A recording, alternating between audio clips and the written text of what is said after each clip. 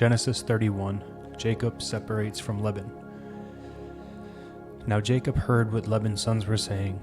Jacob has taken all that was our father's and has built this wealth from what belonged to our father. And Jacob saw from Laban's face that his attitude toward him was not the same as before. The Lord said to him, "Go back to the land of your ancestors and to your family, and I will be with you." Jacob and Rachel and Leah called to the field where his flocks were. He said to them, "I can see from your father's face that his attitude towards me is not the same as before, but the God of my father has been with me. You know that with all my strength I have served your father, and that he has cheated me and changed my wages 10 times, but God has not let him harm me. If he said, 'The spotted sheep will be your wages,' then all the sheep were born spotted. If he said, 'The streaked sheep will be your wages,' then all the sheep were born streaked. God has taken away your father's herds and given them to me. When the flocks were breeding, I saw in a dream that the streaked, spotted, and speckled males were mating with the females. In that dream, the angel of God said to me, 'Jacob,' and I said, 'Here I am.' And he said, 'Look up and see. All the males that are mating with the flocks are streaked, spotted, and speckled, for I have seen all that Laban is doing to you. I am the God of Bethel, where you poured oil on a stone marker and made a solemn vow to me. Get up, leave this land, and return to your native land.'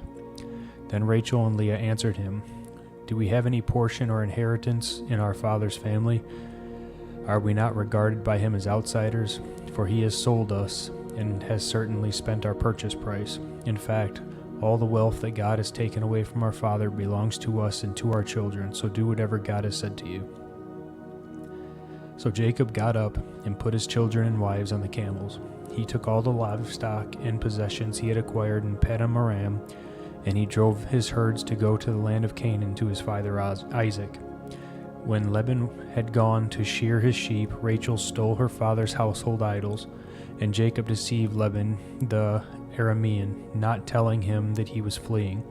He fled with all his possessions, crossed the Euphrates, and headed for the hill country of Gilead.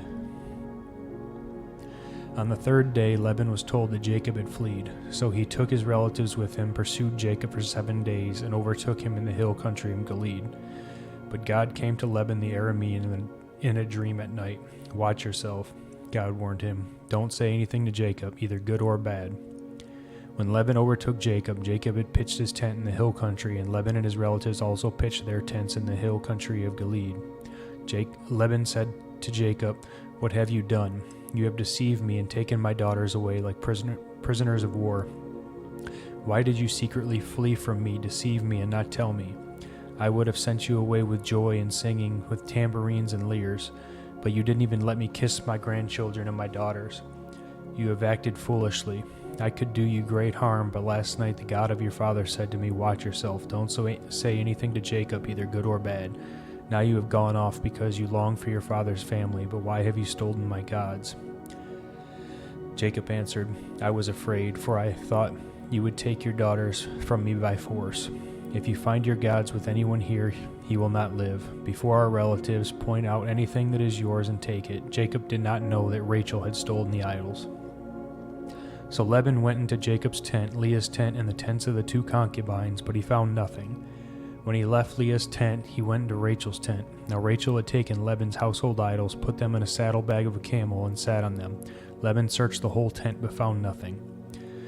She said to her father, "Don't be angry, my lord, that I cannot stand up in your presence. I am having my period." So Laban searched, but he could not find the household idols. Then Jacob became incensed and brought charges against Laban. "What is my crime?" he said to Laban. "What is my sin that you have pursued me? You searched all my possessions. Have you found anything of yours? Put it here before my relatives and yours, and let them decide between the 2 of us. I've been with you these 20 years. Your ewes and female goats have not miscarried, and I have not eaten the rams of your flock. I did not bring you any of the flock torn by wild beasts. I myself bore the loss. You demanded payment from me for what was stolen by day or by night. There I was, the heat consumed me by day and the frost by night.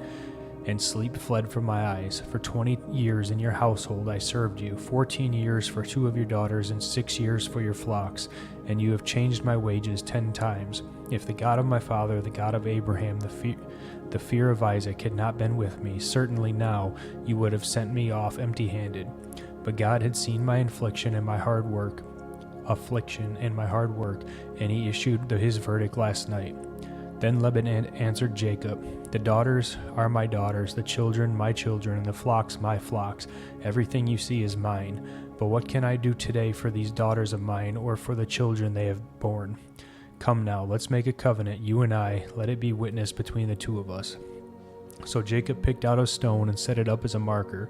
Then Jacob said to his relatives, gather stones. And they took stones and made a mound, then ate there by the mound. Laban named the mound Jegar Sahadutha, but Jacob named it Gilead. Then Laban said, this mound is the witness between you and me today. Therefore the place was called Gilead, and also Mizpah.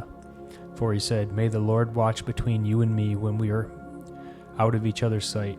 If you mistreat my daughters or take other wives, though no one is with us, understand that God will be my witness between you and me. Will be a witness between you and me. Laban also said to Jacob, look at this mound and the marker I have set up between you and me. This mound is a witness, and the marker is a witness that I will not pass beyond this mound to you, and you will not pass beyond this mound and this marker to do me harm. The God of Abraham and the gods of Nahor, the gods of their father, will judge between us. And Jacob swore by the fear of his father Isaac. Then Jacob offered a sacrifice on the mountain and invited his relatives to eat a meal. So they ate a meal and spent the night on the mountain. Laban got up early in the morning, kissed his grandchildren and daughters, and blessed them. Then Laban left to return home.